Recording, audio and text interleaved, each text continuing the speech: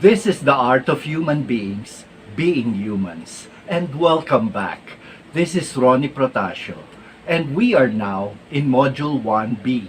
In this unit, we focus on two important concepts of culture: the cultural hegemony by Antonio Gramsci and the Frankfurt School critical theory.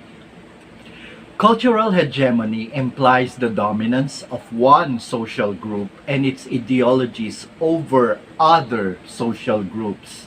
Cultural hegemony refers to the domination or rule maintained through ideological or cultural means.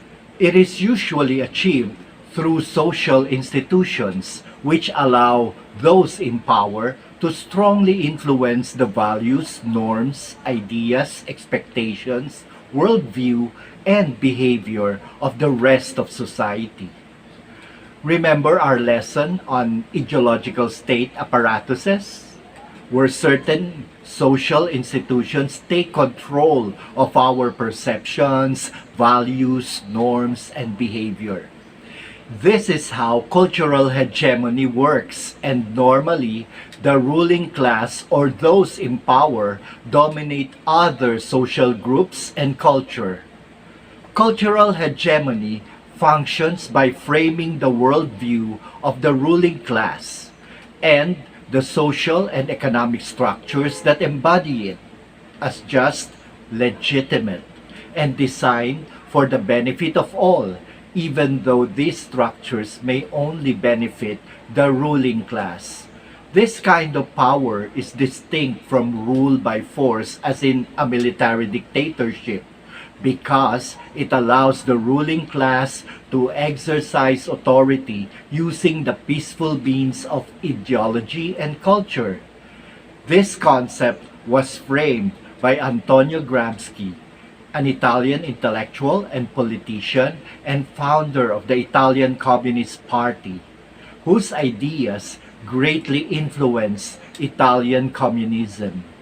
You can learn more about Antonio Gramsci and his cultural hegemony theory in the YouTube video entitled Hegemony: What the Theory? An Introduction to Gramsci and Cultural Hegemony. Just be ready to take down notes while watching the video. For more concrete examples of what hegemony is about, you can search the answers to the questions in Activity 7 on page 25 of the module. This time, you can consult Google for answers and be able to share what you discovered in class. Each of us navigates our ways in various fields and consists of number of social networks, such as where you work, where you party, where you go to school, etc. When you enter these fields, you adopt various entities, and it offers advantages and disadvantages depending on the situation. So, one person can be a source of symbol, ideas, belief, etc. And the identities you adopted are identities you didn't actually created, meaning the identity is given to you by the society. Just like putting up pine trees for Christmas and no other trees. Like giving diamonds as engagement rings and no other types of stones. Or having summer breaks in school. This develops network of different cultures. These networks are the overall mechanism that decides the course of political, economic, cultural actions. For example, a small group that created an idea to hate the word terrorist, they can now control how the other small groups will act. This is called hegemony. Another cultural theory is the Frankfurt School critical theory.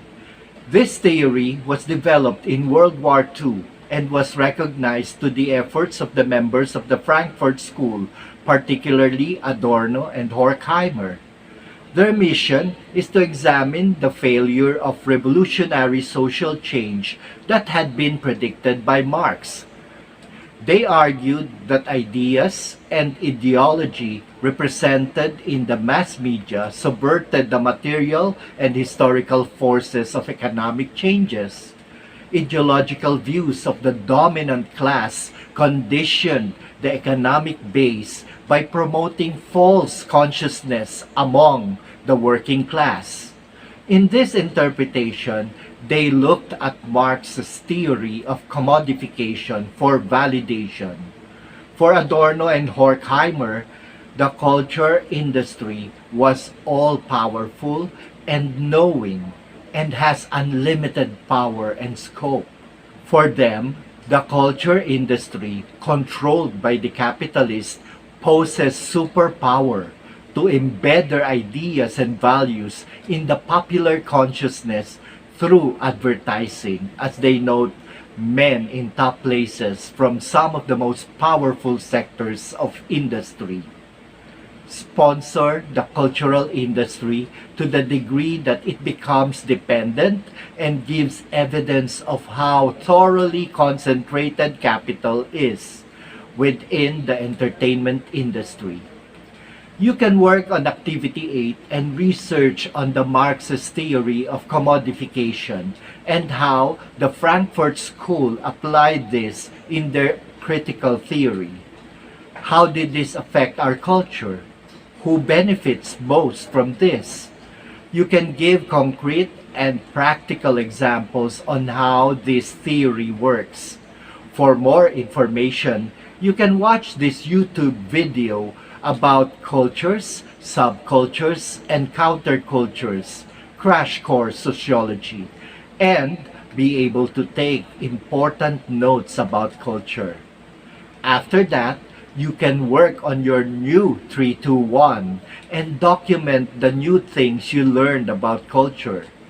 Lastly, work on your Edmodo assignment on Activity 12 on page 32 of the module. Following the attached culture worksheet, make your own culture identity poster. This is similar to the group identity poster we did in Module 1A. This time, we focus on your cultural identity. Be creative in presenting your poster. Follow instructions in Edmodo, just like what I did in my cultural identity poster. I am sure you can make something better than this. This ends our discussion on Module 1B, Cultural Concepts and Theories. If you find this module useful, please like, subscribe to my YouTube channel, The Art of Human Beings Being Humans, and hit that bell button for more videos. And remember, being humans, we become human beings through the arts. Mabuhay!